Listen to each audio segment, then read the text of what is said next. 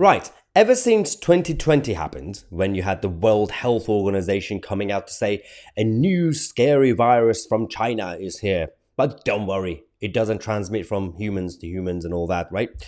And then they said, oh, okay, actually it does. And then they showed us all these videos from China, people on the streets having a fit, falling over, and then you had coffins everywhere in Italy. And then we realized, oh, they were not real footage. They were just there to scare us. Since then, you had a bunch of control freak globalists who decided to take advantage of this as an experiment to try their ideas, to be able to control everything and everybody in order to save us from ourselves in the future. That's what they say. So you had all these new ideas coming up in order to prevent future pandemics, right? And a lot of experiments. So, but there's also an inquiry about the response to the virus in 2020. This inquiry is not really about the effects of lockdown. This inquiry is about why didn't you do lockdown before, sooner and harder?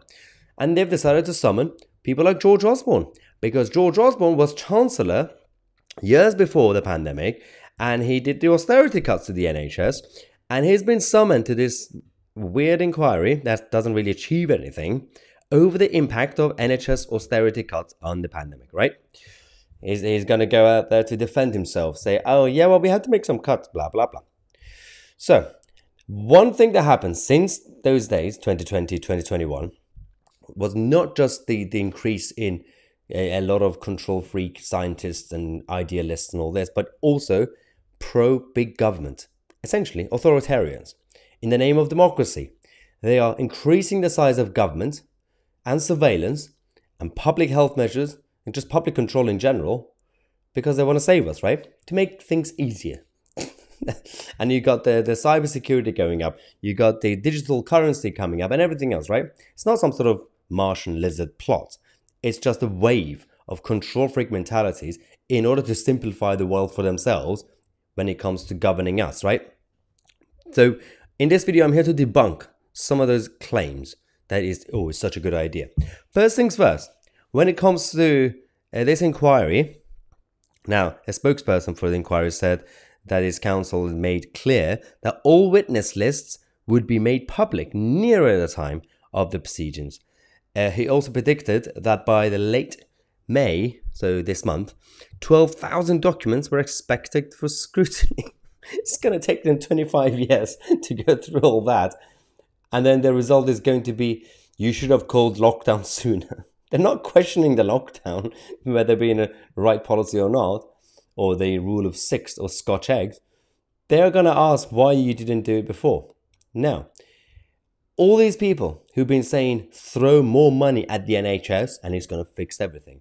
All these people who've been saying we should clap 8 p.m. every Thursday. All these people who are saying we need to do mandatory face nappies and everything else are going to be proven wrong in this video, because we have evidence of how small governments reacted to this pandemic thing in 2020 much better than big governments.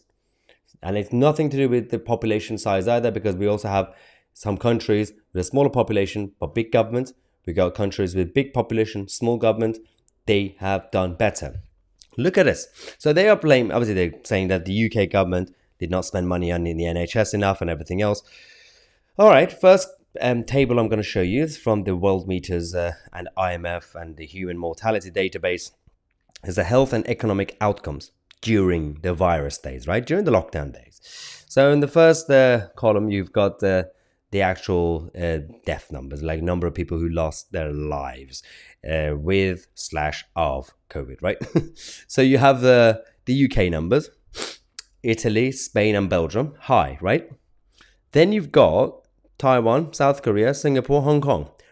Big populations, especially, I mean, some of them still big populations, especially compared to Belgium, for example, or Italy, but lower death.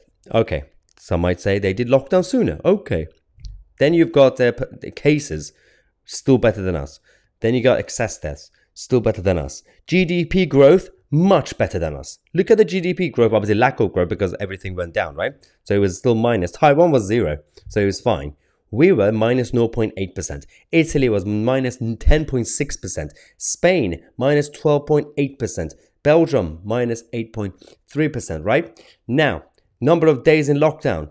Those first 4 countries, 0 days, 28, 72, and 0. UK, Italy, Spain, Belgium, look at the numbers. 110, 172, 199, 209, first lockdown. Embarrassing. Now, next table. Public spending on healthcare, okay? Healthcare spending in percentage of GDP. And you've got the first 4 countries in 2019, so before the lockdown days. Singapore, Taiwan, Hong Kong, South Korea. The percentage of GDP of public spending, look at the numbers, how low they are. 14%, 17%, 20%. Compare to the UK, 40.9%. In Spain, 41%. Italy, 48%. Belgium, 52%. That's just too much. Then you've got healthcare spending in percentage of GDP. Again, the first 2 countries in Asia, much lower than the countries in Europe. Then you've got public spending on healthcare in percentage of GDP. Again, the first 4 countries in Asia with smaller governments, much better. And basically, they're spending less on healthcare, but they are more prepared. They have smaller government, but it's more efficient. They don't have authoritarianism the way we do here. We do it in the name of democracy, but we don't actually have it. We still have more authoritarianism than in Asia. This is the truth about the tyranny of big government in the name of Western democracies. We have to sort it out. Do not listen to the other authoritarians saying, well, in order to bring down the current system and the current corrupt politicians, I want to introduce more national authoritarianism. That makes no sense.